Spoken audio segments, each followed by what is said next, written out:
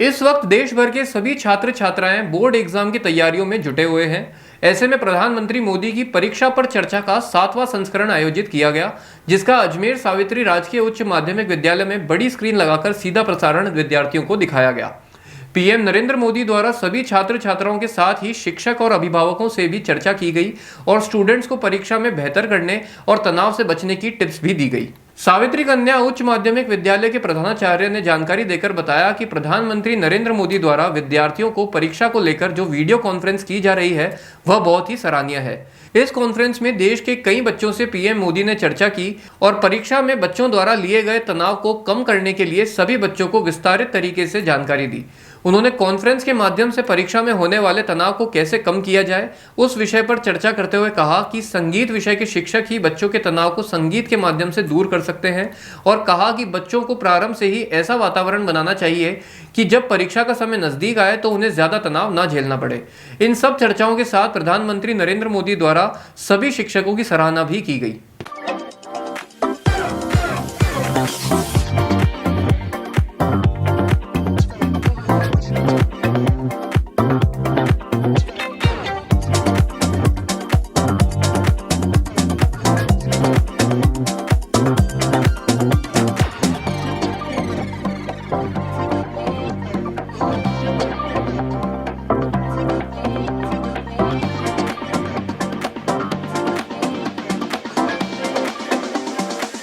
स्थानीय विद्यालय राजकीय उच्च माध्यमिक विद्यालय सावित्री स्कूल की मैं प्रधानाचार्य श्रीमती जयश्री शर्मा।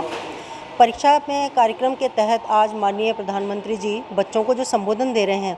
बहुत ही एक तरह से कहना चाहिए कि बहुत ही परीक्षा के तनाव को कम करने के लिए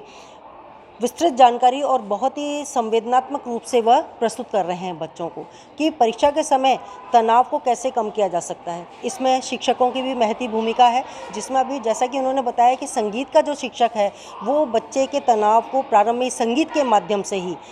तनाव को कम कर सकता है और बच्चे प्रारंभ से ही इस प्रकार के वातावरण को बनाएं कि वो परीक्षा का जब समय आता है तब वो तनाव युक्त हो जाते हैं, तो उसको किस तरह से कम किया जा सकता है। बहुत ही महत्वपूर्ण जानकारियां बच्चों को और सहज रूप में बच्चों को ये प्रस्तुत की जा रही है, तो बच्चों को भी इससे बहुत ही लाभ प्राप्त होगा। शिक्षकों की भी तारीफ कर रहे हैं और कह रहे हैं कि शिक्षकों की भी महती भूमिका होती है कि वातावरण को ऐसे सहज बनाया जा सकता है कि प्रारंभ से ही बच्चे जो हैं वह शिक्षा के प्रति रुझान, पढ़ाई के प्रति रुझान उनके मन में जागृत हो और वह निरंतर